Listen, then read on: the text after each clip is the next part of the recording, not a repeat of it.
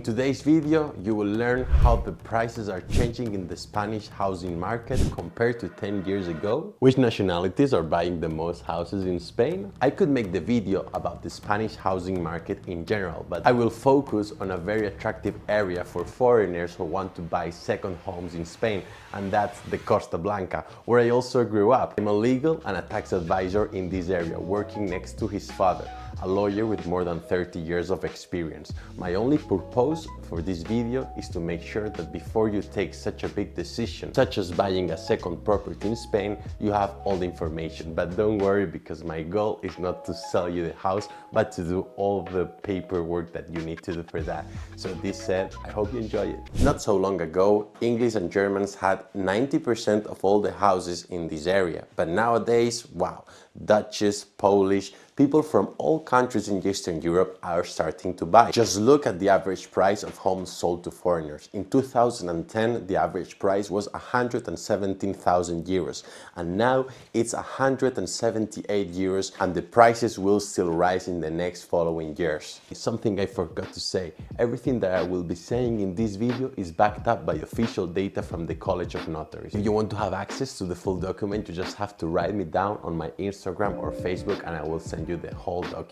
I'm from Moraira, a small town on the Costa Blanca near Calpe, and that price increase has been wild. Let's say you have 600,000 K to spare and you want to buy a little house in this beautiful town. Before, you could buy a great villa with that money, but nowadays, at most you'll get an apartment in town where you'll hear your neighbor arguing with their mother-in-law. Let's move on to another very interesting point. Who's buying houses on the Costa Blanca? As you can see in the following graph, the English and the Belgians are the ones who continue to buy the most houses in Spain, with over 3,000 transactions in the past year. The Germans and the Dutch are also making significant moves, exceeding 2,000 transactions in the past year. A significant increase in Polish buyers is very surprising. Just 4 years ago, they accounted only for about 400 sales per year, and this year over 2,000. Why is this happening? Well, you know, Polish border is not so far from the Ukraine border, and we all know what's happening right now. But I want to make a specific video, not only about the Polish, but why are so many people from countries from Eastern Europe starting to buy properties in Spain? So I need to read a lot in order to make a good video. So if you'd like to watch it, make sure to leave a like, leave a comment, and all that. The question is, what conclusions can we draw from all this data? The British, the Belgians, and other traditional buyers are still interested on buying a second property in the Costa Blanca. Let's say that an English family has an apartment in Javea, and that apartment went from costing, let's say, 150K to more than 400K. So they sell it, and with that money, they go to the south of Alicante, for example, Orihuela, Torrevieja. This area is becoming very, very popular, especially for English buyers. Another conclusion is market diversification.